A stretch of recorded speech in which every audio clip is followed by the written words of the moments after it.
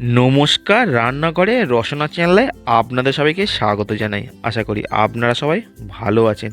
আজকের আমাদের রেসিপি বিউলির ডালের রসবড়া। শীতের মরশুমে বিভিন্ন ধরনের পিঠের সঙ্গে এই রসবড়া খেতে খুবই ভালো লাগে। আজকের আমি খেজুরের গুড় দিয়ে রসবড়া তৈরি করে আপনাদের দেখাচ্ছি। আর আমার চ্যানেলে নতুন সদস্য হয়ে থাকলে চ্যানেলটাকে অবশ্যই সাবস্ক্রাইব করে দেবেন, পাশে থাকা বেল আইকনটা ক্লিক করে দেবেন নতুন নতুন ভিডিওর নোটিফিকেশান সবার আগে আপনার কাছে পৌঁছানোর জন্য। আর বন্ধুরা, ভিডিওটা স্কিপ না করে সম্পূর্ণটা দেখতে থাকুন। চলুন এবার রেসিপিটা আমরা শুরু করি। রসবড়া তৈরি করার জন্য আমরা এখানে প্রথমে নিয়েছি 300 গ্রাম বিউলির ডাল। এবার আমরা ডালটা অন্য পাত্রে ঢেলে নিচ্ছি। তারপরে জল দিয়ে খুব ভালো করে 4 থেকে 5 বার ধুয়ে নিতে হবে।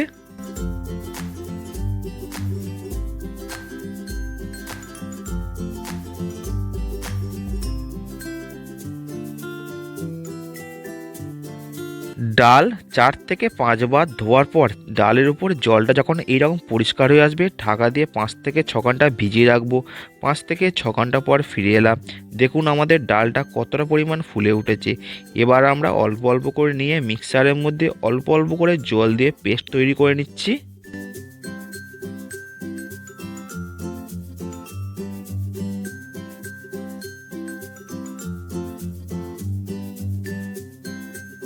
আমাদের ডালের পেস্ট কমপ্লিট। দেখুন কতটা সুন্দর হয়েছে, আর থিকনেসটা ঠিক এই রকম আপনারাও রাখবেন, এতে রসবড়া খুবই ভালো হয়। এবার আমরা একটা পাত্রে ঢেলে নিচ্ছি। এইরকমভাবে সমস্ত ডালটা আমরা পেস্ট করে নিচ্ছি।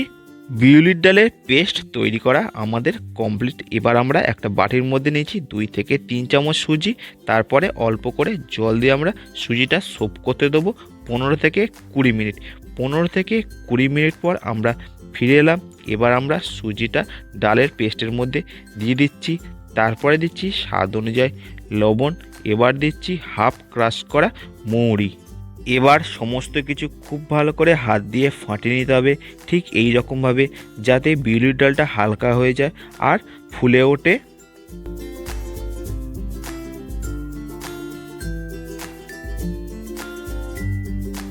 15 থেকে 20 মিনিট ডালটা ফেটানোর পর দেখুন ডালটা কতটা পরিমাণ ফুলে উঠেছে।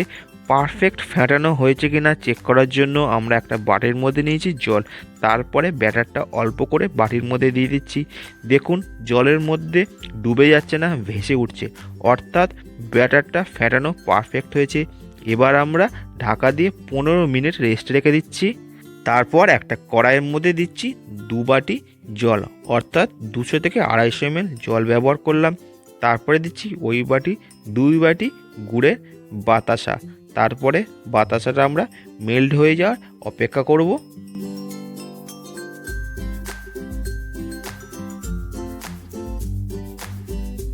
এবার আমরা এর মধ্যে দিচ্ছি 1 বাটি নলেন গুড়, অর্থাৎ খেজুরের গুড়। সমস্ত কিছু ভালো করে মিশিয়ে নিচ্ছি।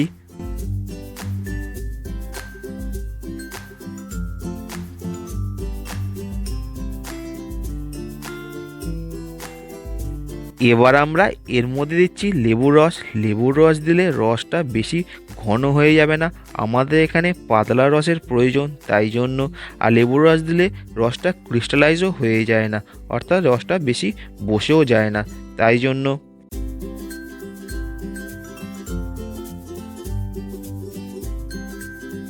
রস তৈরি করা আমাদের অলমোস্ট কমপ্লিট। এবার আমরা এর মধ্যে দিচ্ছি এলাচ গুঁড়ো। ভালো করে মিশিয়ে আমরা ঢাকা দিয়ে রেখে দেবো যতক্ষণ না রসবড়ার বড়াগুলো আমাদের ভাজা কমপ্লিট হচ্ছে। এবার আমরা বিউলির ডালের ব্যাটারের মধ্যে দিচ্ছি অল্প পরিমাণ খাওয়ার সোডা বা বেকিং সোডা।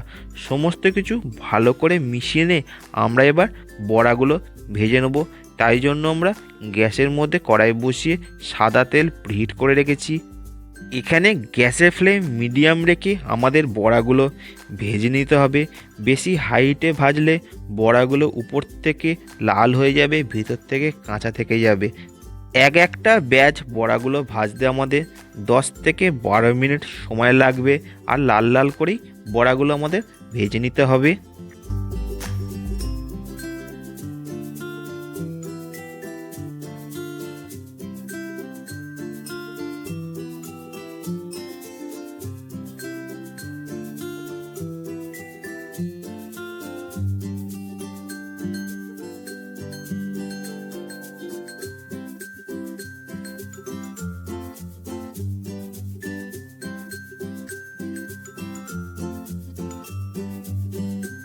বড়াগুলো কতটা লাল লাল হয়েছে দেখুন। এই রকমভাবে আপনারাও ভেজে নেবেন। আমাদের বড়াগুলো ভাজা কমপ্লিট, নামিয়ে নিচ্ছি। এবার আমরা সেকেন্ড ব্যাচ ভেজে নেব। এই রকমভাবে সমস্ত বড়াগুলো আমরা ভেজে নিচ্ছি।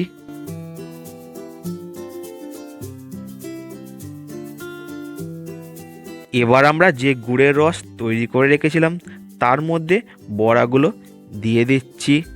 এই বড়াগুলো রসে দেওয়ার সময় খেয়াল রাখবেন রসটা যেন হালকা গরম থাকে। এই রকমভাবে প্রেস করে দিচ্ছি। তারপরে আমরা 30 মিনিট এইভাবে রেখে দেবো যাতে বড়াগুলো রসটা পারফেক্টভাবে সোপ করে। 30 মিনিট পর ফিরে এলাম।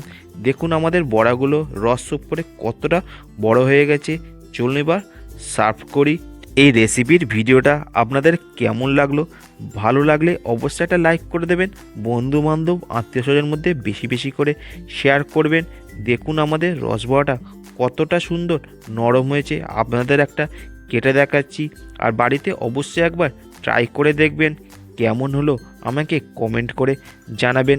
এই রকম রেসিপির ভিডিও দেখতে গেলে আমার চ্যানেলটাকে সাবস্ক্রাইব করে রাখুন, পাশে থাকা বেল আইকনটা ক্লিক করে রাখুন নতুন নতুন ভিডিওর নোটিফিকেশান সবার আগে আপনার কাছে পৌঁছানোর জন্য।